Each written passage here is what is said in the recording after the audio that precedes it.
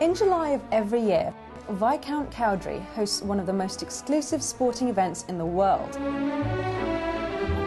The Veuve Clicquot Gold Cup is recognized as the most prestigious polo tournament outside of Argentina, where some of the sport's finest players battle it out for this illustrious trophy.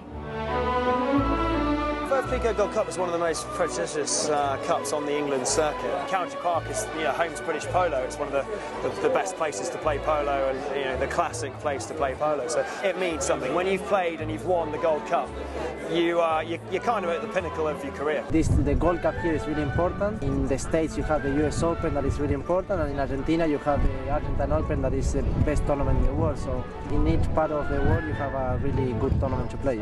It's always a good one in the summer. Yellow everywhere, yellow and orange everywhere, champagne everywhere. It's got a great feel to it, and I think it goes really well with Cowdrey. And for those of you who are a little rusty on the rules, here's a quick recap. Polo is very confusing if you're a newbie to polo, but it is highly addictive. It's as soon as you see it or as soon as you have a go, you're hooked, and that's that classic term, you're hooked on polo. There's 4 against 4, and when you hit the ball, that is your right of way. That is the main rule that governs polo. So a player can't cross in front of the line. It's like driving down in a motorway. If a guy suddenly pulls out in front of you and you've got to slam on your brakes and you nearly have an accident, that's a foul. It's exactly the same kind of principle. You can only come up next to him and you can bump him, ride him off, it's called a ride off, and you can push him off the line and then that's your line. Or you can hook his stick out of the way and stop him from playing the shot. We have a chuck as well, the intervals of play. So today we had 6 chuckers, and they're all 7 minutes long, and then you have a 30-second play. So you have 7 minutes, there's a bell, and then 30 seconds. Then you whip off, you change onto a new pony, and then you come straight back on, and you do that 6 times. And then at the end of the 6th chucker, the final bell, and the team with the most goals wins. Every time a goal is scored in polo, you change directions. A lot of people ask why is that, because it's very confusing for a spectator. Why not do it at half-time? But it's been a tradition, for a long time. Even if you're left-handed, you have to play with your right hand.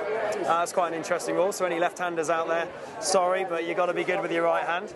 And the horses are bred for speed and stamina. They've got to stop and turn on a sixpence, and they are really 80% of the game is the horsepower. There are, of course, some big crashes. Horses fall, sticks in the face, balls flying around everywhere. So I have touch wood, a few broken bones here and there. But on the whole, polo is very well geared up for safety. That's why we have the umpires. But of course, it's very fast, so accidents can happen. Although the English are credited with spreading polo all over the world in the late 19th century, an almost indistinguishable game is described in Persian documents dating back to the 6th century BC. The tribesmen who played the game, with up to 100 players on each side, used it as a training exercise to sharpen up their cavalry units for battle. It's very elegant, it's very audacious, at the same time it's very eternal, it's very international, but also it's a game which is pretty exclusive and which requires a lot of art and a lot of intensity. And naturally, a substantial investment is required. A pony can cost you up to £150,000, and you'll need several of them to join in, as the ponies are changed after each 7-minute checker. It is little wonder, then, that polo has traditionally struggled to gain popularity in the modern world. It's one of the few sports that is not really on TV yet. We have a few options maybe in the next couple of years to become really popular.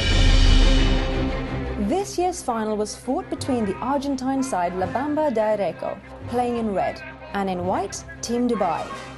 Both teams boasting some of the world's top polo superstars. After a devastating start by the Team Dubai, the Argentines clawed themselves to victory in a nail-biting thriller.